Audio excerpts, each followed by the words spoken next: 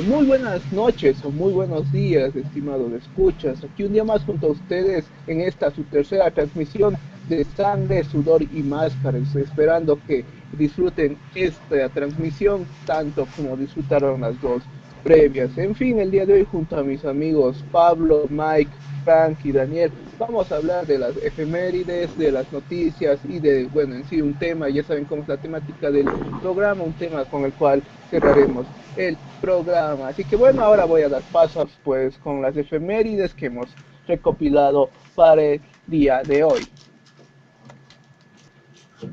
Hola, buenos días, buenas tardes, buenas noches, como dicen cuando nos escuchen. Mi nombre es Frank. En cuanto a las efemérides de hoy, eh, un 22 de agosto, pero del 2006, dejó de existir el señor Roberto El Güero Rangel, un ícono de lo que es los referees en México, eh, un gran, una gran persona que dejó escuela así que en lo que es el refereo. Eh, su, su andar en la lucha libre lo comenzó desde los años 50, cuando comenzó siendo ballet de Lalo el Exótico en aquellos años, y después trabajó con Jesús Garza Hernández de Monterrey cuando iniciaron Promotores Unidos Mexicanos en aquellos tiempos. Eh, También fue su hombre de confianza hasta que Pum cerró operaciones, y después empezó a trabajar como referee en los 60 en la Arena Coliseo, muy bien en lo que es en la Arena Coliseo en la México, muy bien recordado en aquellas películas del Santo en los 60. Fue el hombre de confianza de Chavo Terot, manda más de lo que es en ese entonces la empresa mexicana de lucha libre, hasta su deceso en aquellos tiempos. En el 2006 fue cuando falleció, eh, hace 12 años del deceso del güerito Rangel, que en paz descanse. Y por otro lado, un 27 de agosto, pero de 1978, eh, Lutez le daba la oportunidad por el Campeonato Mundial de Peso Completo a un jovencito Canek, que en este caso era un pase de antorcha, ya que Lutez en ese momento tenía 62 años de edad contra 26 del retador, que era prácticamente pasarle la estafeta al jovencito Canek para que fuera la carta fuerte de Promociones Mora, como también se le conocía, eh, los independientes. Vaya, ah, Y, ya, ya. Muy y a interesante. partir de ese entonces, Canek fue cimentando su carrera como la máxima estrella de lo que es de Promociones Mora, de Universal, de lo que fueron los independientes. Y ahí comenzó digamos, el gran push que obtuvo el joven príncipe Maya aquel 27 de agosto de 1978. Muy, muy interesante, tomando en cuenta que Canek es uno de los más grandes luchadores que ha visto México y el mundo en general, y tomando en cuenta que este paso de antorcha de Tessa a Canek es en una edad que para aquellos entonces se consideraba jovencísimo, apenas 26 años. Qué increíble, ¿verdad? Eso yo no sabía. Sí, ya que en aquel entonces, bueno, Canek, Lutez ya tenía una edad muy grande, como les comento, 62 años. Ya el señor ya había ganado lo que tenía que ganar. Eh, a pesar de su edad, ahora sí que era un viejo lobo de mar. Comentan los luchadores de aquel entonces que era tan bueno el señor que él decía: te voy a ganar en tal caída con tal llave. Y a pesar de que los contrarios se cuidaban de que no hiciera X llave, les ganaba por su gran sapiencia. Pero pues como en ese entonces Lutez, él llegó a lo que es a Promociones Mora como campeón mundial de peso completo, ya que fue presidente de la UWA, y le hizo dos defensas al título. La primera con Mil Máscaras en 1976, en 1977 contra el mismo Canek en Villahermosa, y finalmente en 1978 cuando por fin se corona Canek y se eleva su carrera hacia el estrellato total. Sí, muy interesante de esta nota de Gran Kaneki, de Gran Lutes, a quien recordamos. Y mencionando lo que dijiste del test, que es de que él decía que ya iba a ganar y todo eso, yo siempre he tenido presente en la historia que Test era alguien que estaba muy preparado para la lucha libre, pero también estaba muy preparado al momento en si es que era necesario finalizar una lucha, puesto que a principios de los 50, bueno, en toda la década de los 50, era relativamente común que, bueno, pasando de la UWA a la NWA, era común que a veces estas luchas en los territorios, los luchadores, los oponentes, intentasen shotear, por decirlo así, las luchas y llevarse ellos el oro, y que para eso el campeón tenga que estar muy bien preparado en caso de que esto se realice. Y nos vamos a ir rápidamente con las noticias que ahora sí se vienen cargaditas debido al movimiento que ha habido en estas últimas 2 semanas. Pues bien, como les mencionábamos, había algo de Triple Manía 26. A ver qué me pueden decir al respecto. Bueno, respecto a la Triple Manía, pues fue un evento que indudablemente superó al año pasado, tanto en audiencia y en, en calidad de sus luchas. El póker de antes inició con la lucha en jaula, en el cual los 4 exponentes salvarían su incógnita, en el cual el primero que salir fue Pentagon Jr., posteriormente Psycho Clown, ya cerrando la lucha entre Hijo del Fantasma y Alia Park, en donde ambos tuvieron un encuentro encarnizado, en el cual ambos dieron lo mejor de sí mismos para salvar su preciada máscara. Las intervenciones del Hijo del Tirante fueron clave para el desarrollo de esta lucha. Al final Elia Park termina finiquitando al fantasma con una lanza, en el cual con la cuenta rápida del tirante terminó por darle la victoria. Al final de este combate salió Dr. Wagner Jr. para retar al ganador del póker de artes a un encuentro de máscara contra cabellera para Triple Manía 27 más. Esto todavía queda en duda, ya que Elia Park simplemente no le dio mucha importancia a las palabras del galeno. También el día viernes de esta semana presentaron los Ingobernables de Japón en compañía de los mexicanos Rush, la Bestia del Ring, acompañados de la Nazi, quienes apabullaron con sus rivales. Un exceso de rudezas en el cual se centró la rivalidad entre Volador y Rush, próximos a protagonizar el aniversario de la serie y estable. A ver, también nos falta platicar de All In, porque All In fue un evento bastante interesante que se dio el día de ayer, un evento de casi 5 horas. Este evento que organizaron los John Box y Cody, ayudados con mucho apoyo de infraestructura, de dinero, de técnicos y demás por parte de Ring of Honor. Armaron una cartelera que fue bastante, le dirían muchos fanservice, dirían otros tantos también, una cartelera bastante interesante con duelos que involucraron a gente de Ring of Honor, por supuesto, con gente de New Japan Pro Wrestling. Y bueno, pues allí estuvo como que muy interesante, ¿no? Nos llamó mucho la atención por ahí. Miguel, ¿qué nos puedes decir acerca de esto, de All In? El día de ayer, como decías, tuvimos esta cartelera. De inicio a fin fue un cartelazo, wow, cada una de las luchas se robaron el show.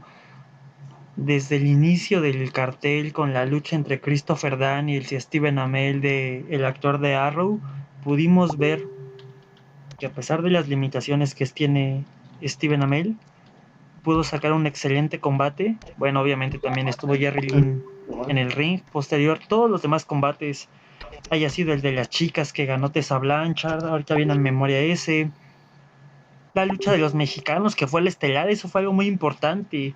No habíamos visto en muchísimo tiempo una lucha entre mexicanos en contra de Kota Ibushi y los Young Bucks como el estelar, nadie lo esperaba, se robaron el show. Otra cosa muy importante, vimos levantar la mano de Cody Rhodes al ganarle a Nick Aldis el título del NWA. Un punto bien interesante en esto, el papá de Cody fue campeón del NWA hace más de 30 años. Me parece que lo ganó por primera vez en Starrcade en contra de Ric Flair. en el primer Starrcade. El día de ayer, en 2018, Cody se corona campeón de la NWA y creo que puede ser de las pocas personas que ha compartido un mismo título con su padre en diferentes épocas. Pasando a otro tema, o dentro del All-In, también tuvimos la lucha entre Pentagon Jr. en contra de Kenny Omega. Se robaron el show, pudimos ver la calidad de Penta en comparación con lo que nos mostró en Triple Manía, en la que mucha gente se quejó de fue pisa y corre y se terminó su combate.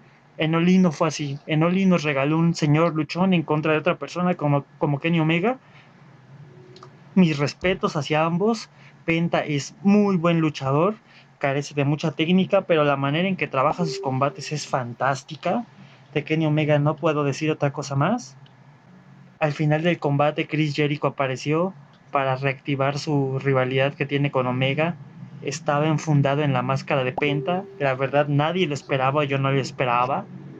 Sin duda alguna, el evento fue una genialidad. ¿Qué nos pueden aportar ustedes de todo esto?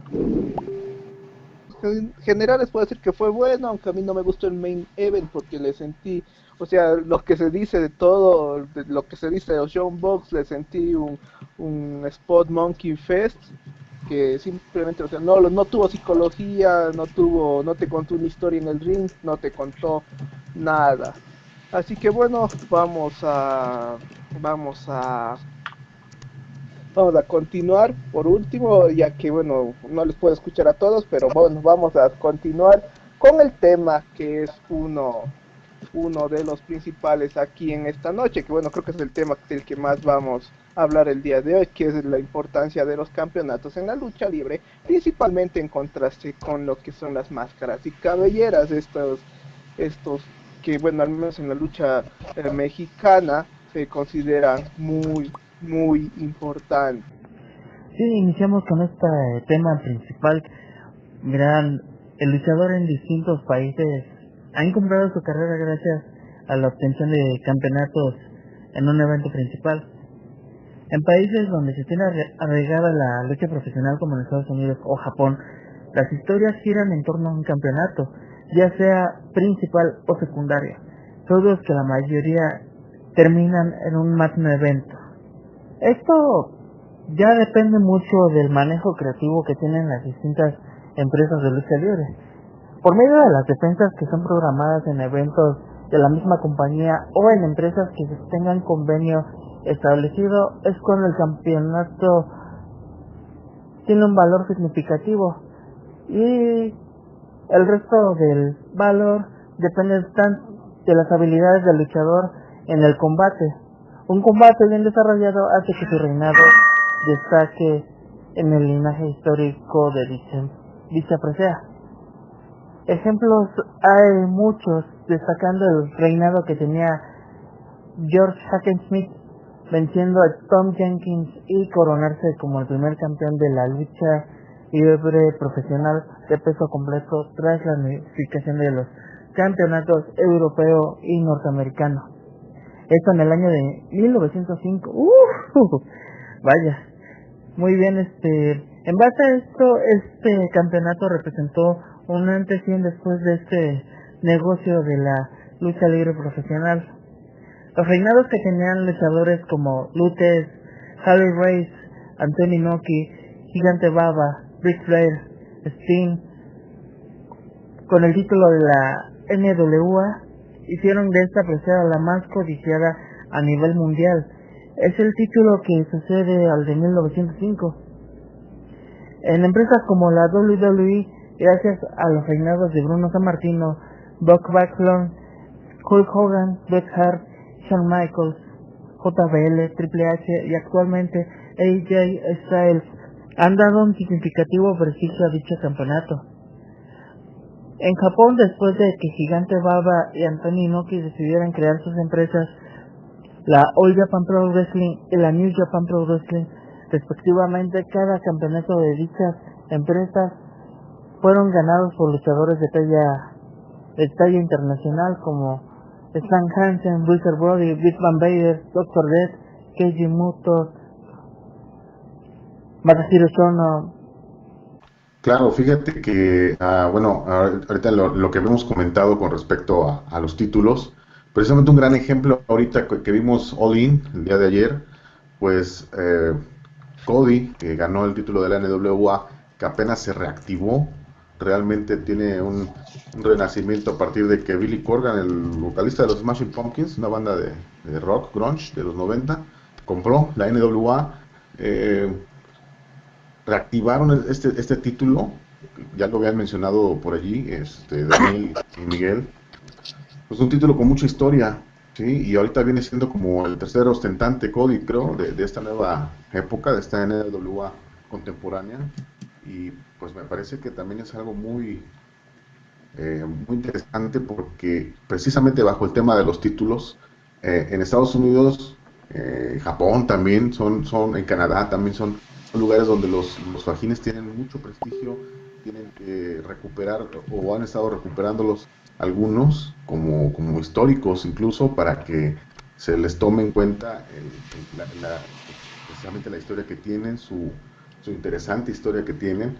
Y ahorita viendo este renacimiento, insisto, del título de la NWA, pues por allí hay unos títulos de la NWA que tienen aquí en México, ¿no? Por ahí, ¿qué nos pueden platicar, Daniel? La importancia del campeonato sí tendría algo de valor. Sin embargo, en el contexto histórico del país, tiene mucho más valor una máscara o una cabellera. Para promotores, aficionados, luchadores, en el cual la incógnita tiene un gran valor por encima de estos. El conocer al hombre o la mujer detrás de ese personaje atrae morbo y es un imán de taquilla, el cual tiene más valor, ya sea por el antecedente previo de la carrera del luchador en cuanto al prestigio que venía arrastrando. Y muy bien, es esta parte en lo que se engloba el carisma, que ya se ha venido tocando en el primer número de este podcast. Las rivalidades y las historias giran en torno a la máscara. Los campeonatos en la historia de la lucha mexicana tenían más valor, en especial los de la NWA, los cuales fueron defendidos en la empresa mexicana de lucha libre. Campeones como René Guajardo, Huracán Ramírez, El Santo, Blue Demon, Carlos Lagarde, Cory Guerrero, grandes campeones de la categoría welter de dichas siglas sostenían grandes encuentros y eso daba un plus al campeonato. No cualquiera podía ser campeón.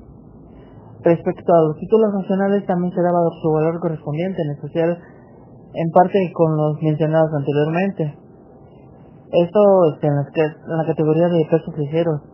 Luchadores como el Charraguayo, Blue Demon, Santos, Panto Primero, Aníbal, Perraguayo, René Guajardo, Sangre Chicana, mencionando luchadores de la vieja guardia, o casos especiales como el de Cory Guerrero, el ave de las tempestades, que antes de exponer sus campeonatos, bueno, esto es parte del Radio Pacific, esto es algo que muchos de ustedes no sabían.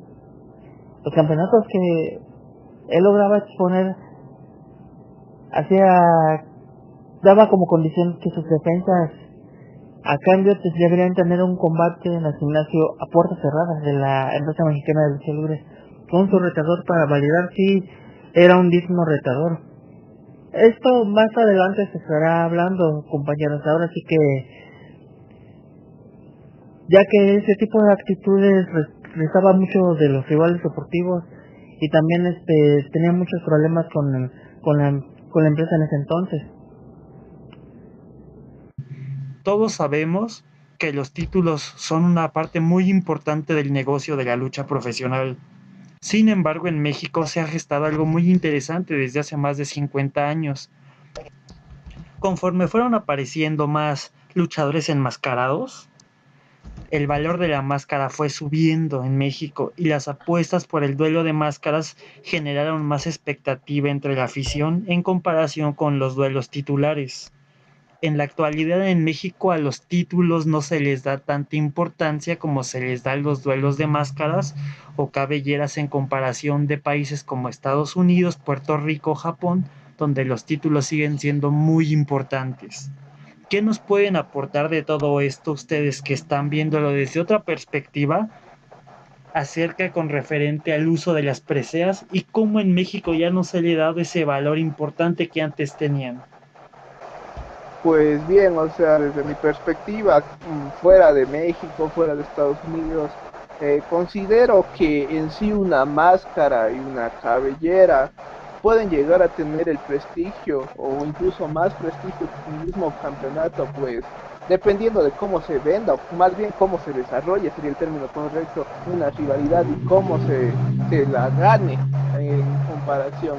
Creo que saco muy a colación esto temprano y lo considero importante, pero por ejemplo yo considero que una buena forma de ganar una máscara, por ejemplo, fue como se hizo Atlantis versus La Sombra en el 2013, si no es no, 2015, no recuerdo bien el año, de una forma en la que realmente no se siente que una máscara se haya ganado de una forma correcta. Es lo que pasó en el último Triple Manía, donde la lucha para mí no estuvo a la altura de una pelea entre máscaras como lo fue, no, al menos lo último entre Elia Park y el hijo del fantasma. En cambio, un campeonato también necesita del prestigio. Yo creo que bueno, este es el punto general. Más allá del campeonato, la cabellera o la máscara, el prestigio lo da la lucha o el portador de la misma, o el ganador, en este caso una lucha máscara-cabellera, o el de máscaras y cabelleras, y en caso del campeonato, el portador del campeonato y sus respectivos retadores. Ok, muy bien, a través del contexto histórico concuerdo con Javier. El luchador en distintos países ha encumbrado su carrera gracias a la obtención del campeonato en los eventos magnos. En países como en Estados Unidos y en Japón, las historias giran en torno al campeonato, ya sea principal o secundario. Las rivalidades, la mayoría son las que concluyen en torno al campeonato. Dependiendo del manejo creativo que tienen las distintas organizaciones de lucha libre, las defensas son programadas en eventos de la misma empresa o en las que se tiene convenio establecido. Es cuando el campeonato tiene un valor importante para el resto, ya que depende del luchador. Un buen combate bien desarrollado y hace que su reinado destaque en dicha presea. Ejemplos hay muchos. Destaca el reinado de George Hackenschmidt, conocido como el León Ruso, venciendo a Tom Jenkins y coronándose primer campeón mundial de la lucha libre en la categoría de pesos completos, tras la unificación de los campeonatos europeo y norteamericano en el año de 1905, imagínense. Título que representó un antes y después de la lucha libre profesional. Los reinados que tenían luchadores como Luke Tess, Harley Race, Anthony Inoki, Gigante Baba, Ric Flair, Sting, entre otros, hicieron que el título de la NWA cobrara la importancia que se debiera, haciendo que esta fuera la más codiciada a nivel mundial. Es correcto, dijiste algo muy importante. Frank, ¿qué nos puedes aportar de esto? Bueno, los títulos en sí, como menciona Daniel, pues datan desde aquellos años. Frank, lo escuchamos. Sí, adelante. Sí, como mencionaba, datan desde aquellos años. En México los campeonatos nacionales datan desde 1925, que fue cuando el campeonato nacional completo se le otorgó al Charro Aguayo, pero en sí tuvo relevancia oficial hasta 1935. Y a partir de ahí se fueron dando los demás. Lo que fue el semicompleto en 1943, el welter en 1938 y el ligero en 1937. Los mundiales se fueron dando a partir de 1939, en este caso en México, para que viniera Gus Calio a defender el título. Bueno, eso fue una final ante Octavio Gaona, fue el campeonato mundial de peso medio. A partir de ahí, pues, se fueron dando los demás campeonatos. El welter en 1942 con Pete Pankov ante el Santo, y más adelante fue lo que es el semicompleto.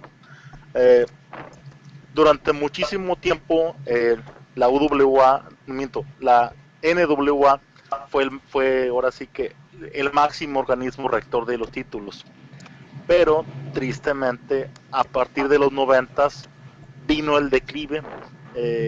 Se menciona o se dice que el Consejo Mundial de Lucha Libre ya no pagaba cierta cantidad o ahora sí que por permanecer afiliado a lo que es a NWA, y entonces el Blue Demon en 2000 y fracción, casi 2008 por ahí 2010, que en ese momento fungió como presidente de la NWA, intentó llegar a un arreglo con el Consejo Mundial de Lucha Libre, pero al no haber arreglo, pues se retiraron los títulos del Consejo Mundial de Lucha Libre, y el Consejo Mundial de Lucha Libre los renombra como históricos para mantener, digamos, lo que es la historia de los campeonatos que fueron defendidos en su territorio, y que a partir de ahí pues ya lo que es el fajín como tal, welter, medio y semicompleto NWA, pues ya estaban en otra parte, y los históricos permanecieron en lo que es en México. Oye, mira qué interesante, dijiste algo muy, muy puntual. Los fajines originales se retiraron de México y el Consejo siguió utilizando las siglas de la NWA ya sin la autorización de ellos.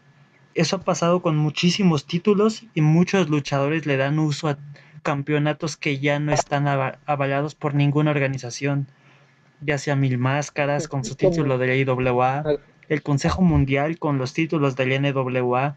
Y aquí también vamos a hacer algo muy importante, o mencionar un tema importantísimo: los campeonatos nacionales.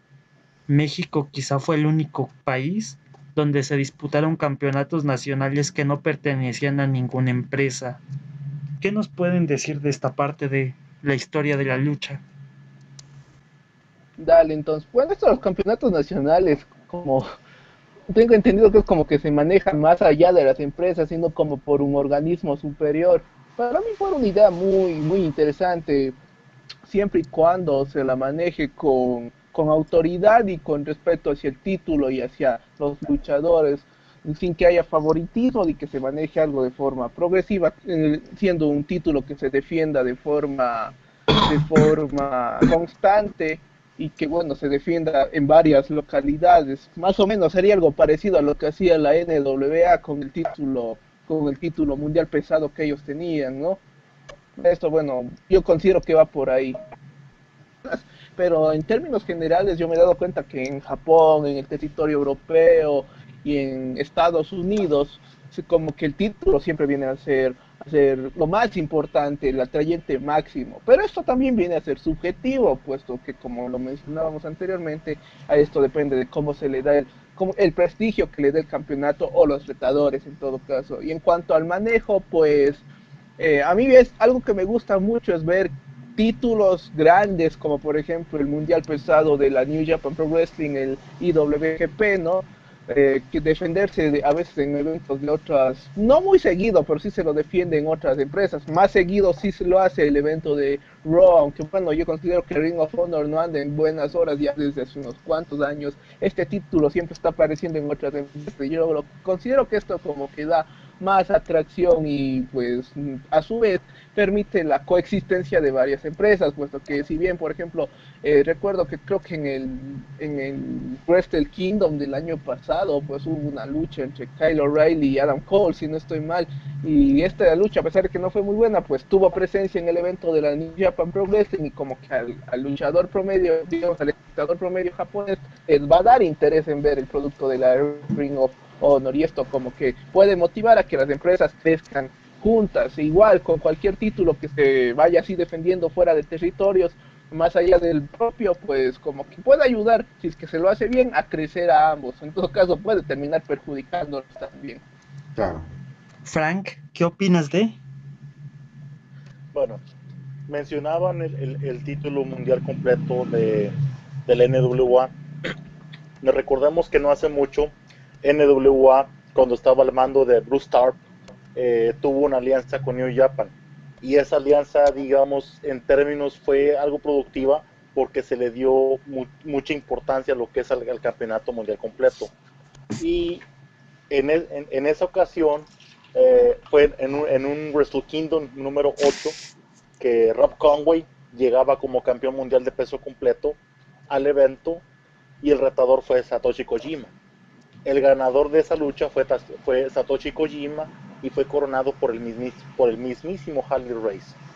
Eso fue algo muy bueno para lo que es para el campeonato como tal, porque se le daba exposición, se le daba realce a lo que realmente es, aunque después ya el título bueno, lo que es NWA ya dejó de trabajar con ellos y pues hasta ahora el renacer con Billy Corgan nuevamente con lo que es la NWA.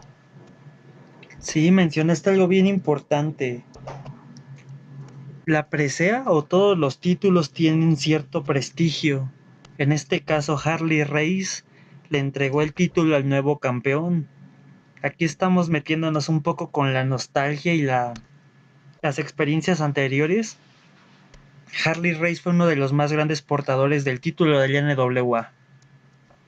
Que le esté dando la presea a un nuevo campeón en un evento de Nueva Japón de un título que lleva más de 60 años de historia, habla demasiado. Tristemente, el título del NWA dejó de tener validez. En México tenemos los títulos nacionales. La comisión de lucha es aquella que se supone, y por se supone, no lo hace, le da aval y seguimiento a los títulos. Hace más de 2 décadas, todavía se utilizaba el ranqueo de luchadores para tener un listado de los 5 principales gladiadores de cada una de las divisiones. Cada división tenía un pesaje previo a los duelos titulares y se hacían en la comisión de lucha. Venía desde el peso pluma hasta el peso completo. En la actualidad ya no se hace.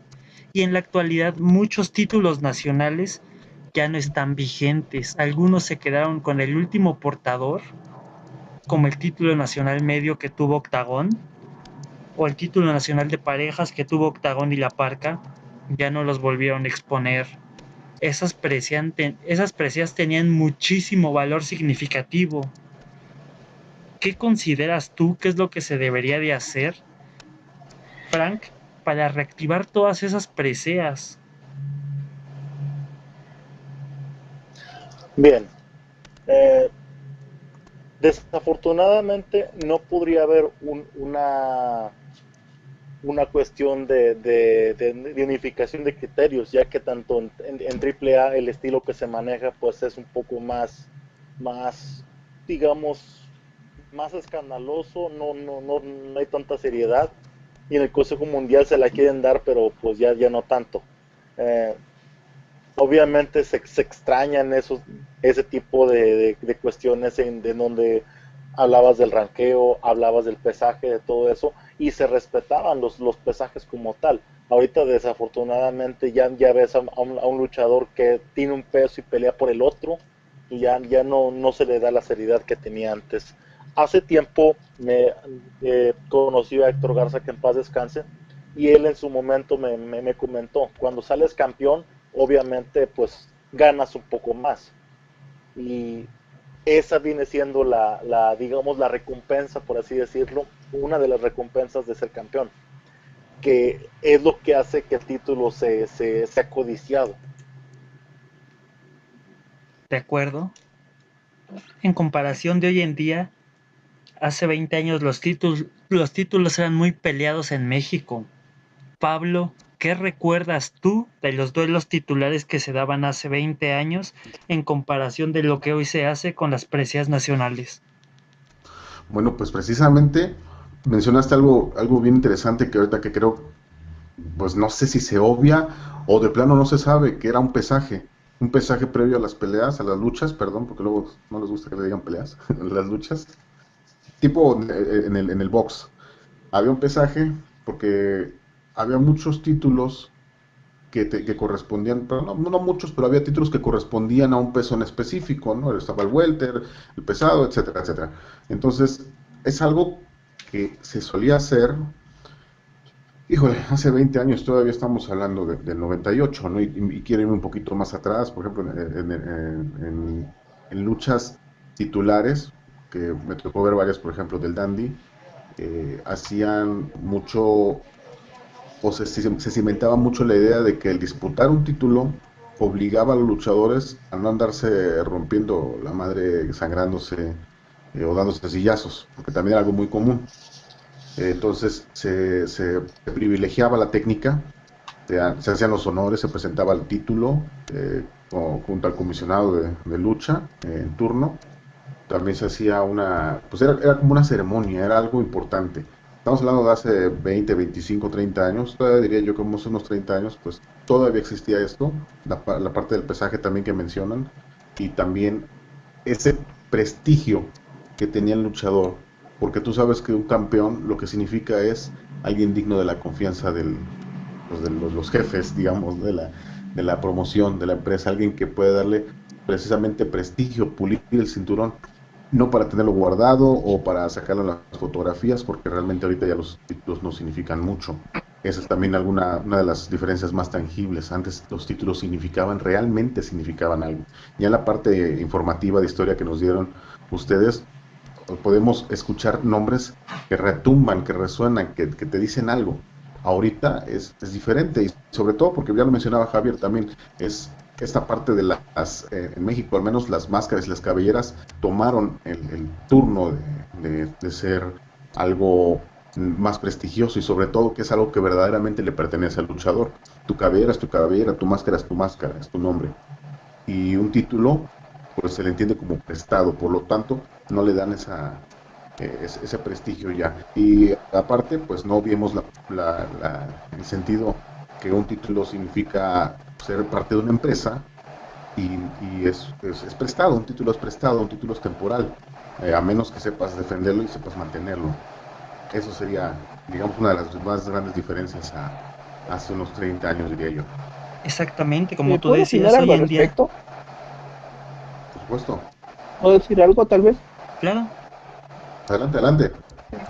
O sea, yo por ese lado comprendo lo que es la importancia de la máscara y la cabellera en contraste al título, al menos en lo que es la lucha libre mexicana. Pero bueno, aquí quería plantear una duda entre todos ustedes.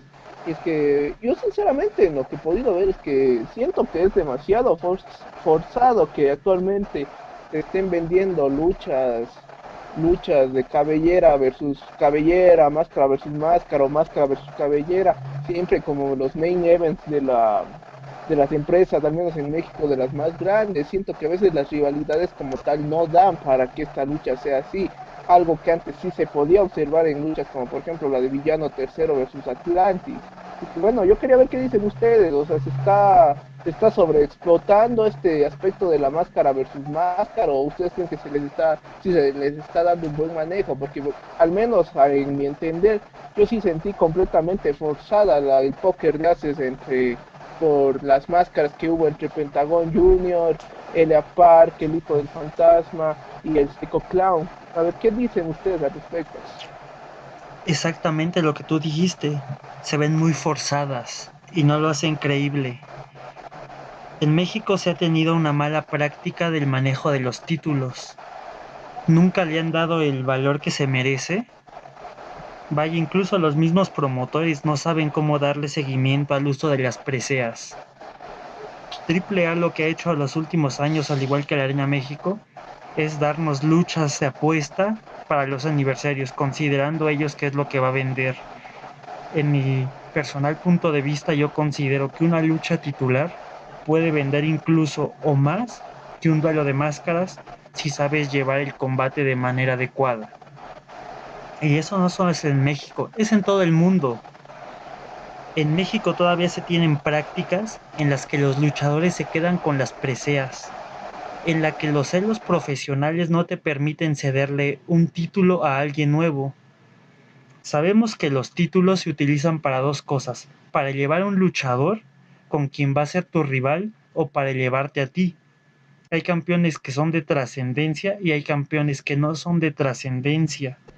De eso depende el juego de los títulos y hacia dónde vas a llevar el negocio de la lucha. No solo puedes estar exponiendo máscaras como fue el duelo de El Hijo de 100 Caras Cuatrero o Sansón, no recuerdo, en contra del Ángel de Oro, en la que desenmascararon a uno, pero la lucha de máscaras no tenía ni pies ni cabeza. Fue una rivalidad muy mala.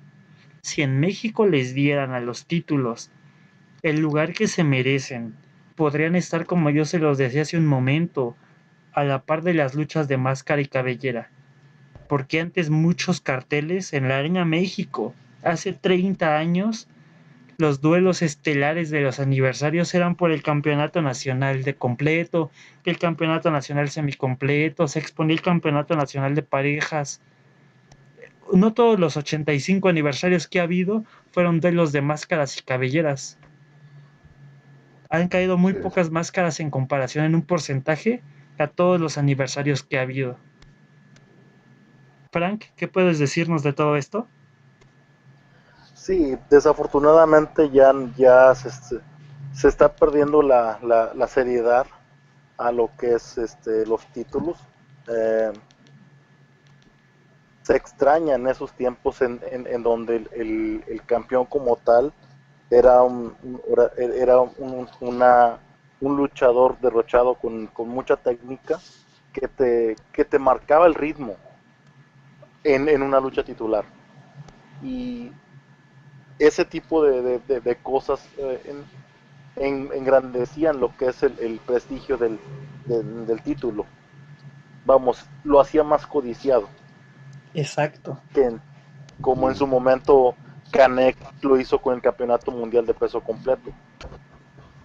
Que lo defendió, lo perdió, lo volvió a defender, pero que se le dio la importancia. Así es correcto. Aquí podemos mencionar algo muy importante, y esto aplica a todo. En los negocios, especialmente, la ley de la oferta y la demanda. Mientras un título sea más codiciado, va a haber más luchadores que estén formados esperando las preseas. Desafortunadamente en México hoy en día cada arenita, ya sea la San Juan Pantitlán, la Coliseo, no importa, incluso las promociones sin areña tienen títulos mundiales. Eso le resta credibilidad, y lo decía Ley Park hace unos días. Hoy en día cualquier hijo de promotor es campeón. Hace 20 o 30 años no existían muchos títulos mundiales de cada arenita. Por esa razón las preseas tenían muchísimo valor.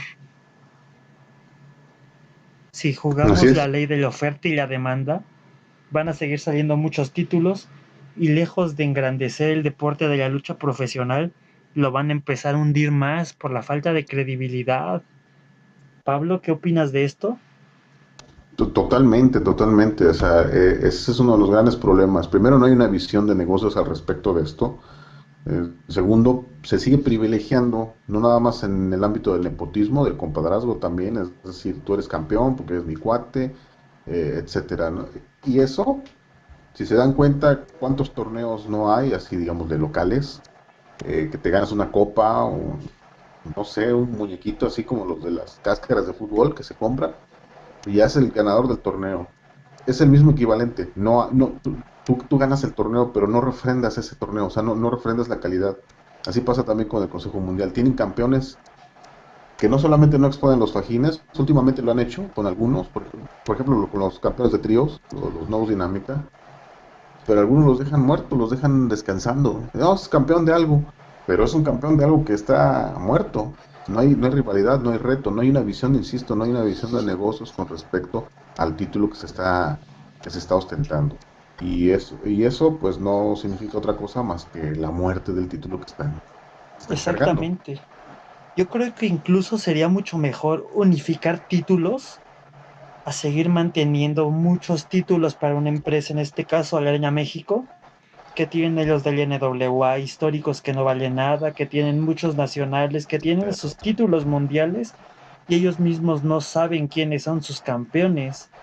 Corleone no ha expuesto en el título completo en más de un año, y creo que ahorita ya lo dejó vacante. Máximo nunca lo expuso. El último guerrero ha retado por el título welter del NWA, el histórico. El campeonato universal no se expone más que una vez al año, y Valiente no le ha dado seguimiento. Yo, a mi personal punto de vista, lo que hizo All Japan hace 40 años al formar la Triple Corona. Fue una jugada muy interesante. Unieron 3 títulos importantes. Uno era del Pacífico de la PWF, otro era uno del NWA, no recuerdo la tercer presea de dónde era. Uno de esos lo tuvo Ray Mendoza y lo expuso en el Palacio de los Deportes. Y posteriormente, pues vaya, pasó a ser parte de la Triple Corona. Si hicieran eso en México, le darían mucho más valor a las preseas porque estarían uniendo 2 títulos en uno mismo. Se bajaría el número de campeonatos y el campeón de esa división tendría muchísima más validez. Así Bueno, es, es lo que yo pienso, no estimularía sé la qué piensan competitividad ustedes. y le darían un sentido a tener tanto título como es la unificación, sería como que el camino a seguir un momento dado. Exactamente. Ahí vimos el tema de la Parque y Octagón, que se llevaron el título de parejas de los nacionales y nunca lo regresaron. El título crucero de Nacional Crucero lo tiene la Parca desde el 99. El primer campeón fue Ya el dejó de Ángel ser crucero. Blanco. Tiene un linaje importantísimo esa presea y está olvidada en una casa de un luchador que se sube a bailar un ring. Es increíble todo eso. Para terminar, no sé si tengan algo más que aportarnos con referente al juego de títulos en México. Pues bueno, yo quería mencionar que obviamente una empresa va a querer crear su propio título máximo cuando se crea, pues, o sea, todos tienen que tener algo por lo que vas a luchar, por ejemplo, el título de lucha underground, el título que está en The Crash, toda empresa va a iniciar con sus propios títulos y a la larga viene a ser ya prácticamente un eufemismo, que a menos que seas WWE, Ring of Honor o New Japan o incluso Impact Wrestling en el plano internacional y bueno, las dos grandes que son el Consejo Mundial y la AAA en México, pues viene a ser realmente un eufemismo, decir algo mundial. Más allá de eso, ya es el valor que le da el público por sobre todas las cosas. Por eso es que, bueno, capaz que muchas empresas tienen la palabra mundial peso pesado, a la larga son pocos. A nivel mundial creo que son 8 los títulos que se consideran realmente mundial pesados. Así que bueno, yo creo que por ese aspecto no hay que hacerse mucho lío en torno a lo que es el título en sí, sino ya más bien a cómo se lo defiende, si es que es lo que mencionaban, si es que es simplemente regalos de papi o regalos de la federación hacia X o Y luchador, lo cual para mí sí viene a ser malo y que realmente, o sea, con este aspecto de que hay familias, dinastías, mejor dicho, luchadoras en México que manejan ciertos aspectos que se autorregalan títulos o luchas a veces, lo cual para mí sí está mal. Muchas gracias. Y bueno, para finalizar esta edición número 3 del podcast Sangre, Sudor y Máscara, vamos a hacer una pequeña dinámica. ¿Les parece, compañeros? Venga, venga, venga. De Bueno, acuerdo. voy a empezar a decirles el nombre de un título y me dicen lo que ustedes recuerden. Vamos a jugar un poquito con la nostalgia de los asistentes. El título nacional completo. Nacional de peso completo. Yo me acuerdo mucho del Pirata Morgan, si no estoy mal, del Satánico. Creo que fue el título que tuvieron los Infernales, los primeros Infernales. O los tentaron alguna vez los primeros Infernales. No sé si estoy equivocado. ¿De acuerdo? El campeonato mundial de peso completo del UWA. No se peleen, chicos.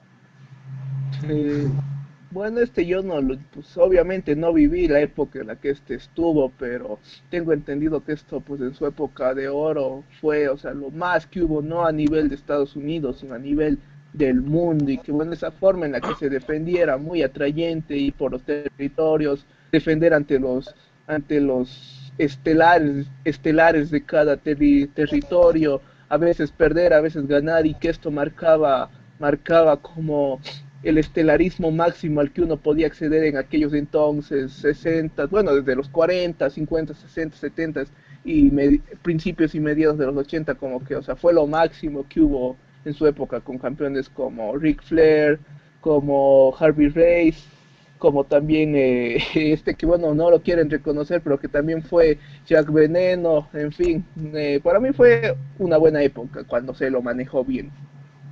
Ok. El campeonato mundial de peso semipesado de la NWA. Un Frank. título con bastante historia. Un título que grandes nombres tuvieron en su poder, mencionando al Ángel Blanco, luchadorazo de gran cepa. El mismo Rayo de Jalisco, 100 caras. Wow, gente de mucho calibre. El Solitario también lo tuvo. Solitario, exacto. Así que un título con bastante historia que tristemente pues ya dejó de ser lo que era para convertirse en histórico. Que de histórico no tiene nada. Ya le quitaron el histórico. Exactamente. El título nacional de peso welter. Muchísima historia en, en su momento con campeones de gran nivel como lo fue el hijo del santo, como lo fue el santo, como lo fue Huracán Ramírez, Carlos Lagarde, el Dandy, grandes campeones. Sin duda alguna. Ese título tiene algo bien importante, yo creo que es la presea de lujo en todo México. Tú dijiste el Santo, Lagarde. Ese título lo tuvo Rey Mysterio Jr. cuando estaba en AAA, se lo disputó con Psicosis, con Heavy Metal. Si hacemos una pequeña línea del tiempo, podemos poner al Santo entre los primeros campeones mundiales en esa división. Y que 50 años después o 40 años después lo tuviera Rey Mysterio Jr., le da un valor muy importante esa presea. El campeón me parece soberano actualmente, el Soberano Junior. Debe de sentirse muy orgulloso y también en su espalda recae uno de los títulos con más valor en México. Entonces el soberano precisamente es soberano en lo que hace. Otro más. El Campeonato Mundial Semipesado de la WWF. Ese es bien curioso, se disputó en México. El Perro Guayo, ¿no? Lo tuvo. El caído villano tercero, si no estoy mal. Así es. Sí, fue un campeonato que fue la aportación de los McMahon hacia lo que es su alianza con Universal Wrestling Association, que precisamente fue en 1981, que de los primeros campeones fue el Perro Guayo. De los grandes campeones fue el Perro Guayo, fue Chris Adams, fue Rambo. Grandes nombres tuvieron ese título hasta que el título se lo llevaron a Japón en 1994, 95 me parece. Posteriormente regresó a WWF y finalmente lo desactivaron. El Campeonato Mundial de Peso Completo de New Japan, IWGP. Bueno, ese considero que en términos, o sea, de lo que debe ser el manejo de un campeonato del que mejor se lo hace actualmente, en el cual cuando puedes ver que tanto el ostentador, que en este caso viene a ser Kenny Omega, como los rivales siempre dan la talla, y como que eso es algo de aplaudirse. Pero este título también tuvo su época baja y de la cual todavía se intenta recuperar poco a poco, incluso dentro de la mismísima Japón, pero considero que es un gran título con una gran historia, al igual que el título de Triple Corona de la All Japan Pro Wrestling. Y también uno muy importante, demasiado importante, yo creo que está en la lista del top, el megacampeonato de AAA. ¿Qué opinan de esa corcholata? Bueno, Fénix lo tiene ahorita, tiene una gran oportunidad de sacarle un poco de brillo. Rey Fénix es un luchador muy capaz, muy mediático, muy conocido. Entonces yo creo que tiene todo para, pues en la medida de lo posible, darle algo de brillo a ese campeonato. Sin duda alguna. Hizo una muy buena jugada AAA al dársela a Fénix. Exacto. Un elemento independiente. Exacto. Yo recuerdo que este título lo tuvo de campeón el Texano Junior como por 2 años, pero que casi nunca lo defendía. Eso como que le quitó un poquito de valor, ¿no? Sin embargo, sin duda alguna. Bueno, es que hubo, por ejemplo, ahorita que lo tuvo Jeff Jarrett, ¿no? No hubo defensa, lo tuvo ¿cuánto tiempo? Varios meses, ¿no? Y 2 no meses. había defensas ni nada, o sea, nada más era porque sí. Exacto, esperemos que ahora con Rey Fénix sí le den un poquito más de prestigio al título. Bueno, pues amigos, les agradecemos a todos los escuchas que nos han acompañado en esta tercera edición del podcast Sangre, Sudor y Máscara. Les agradecemos mucho en nombre de todos los colaboradores aquí. Y también para finalizar, por favor, a todos los chicos que sean nuevos y que se gusten integrar en algún nuevo proyecto de lucha en la Ciudad de México, se encuentra la naciente SZW, donde están reclutando luchadores nobles que estén en busca de alguna oportunidad. Por favor, búsquenlos en Facebook, SZW Lucha, y para mantener contacto con estas personas que les pueden dar una oportunidad correspondiente a todos los nobles talentos en territorio mexicano. Si no hay otra cosa más por comentar, les damos las gracias y les mandamos un saludo a toda la República Mexicana y a todos los demás lugares en América Latina. Hasta luego. Chao. Buenas noches.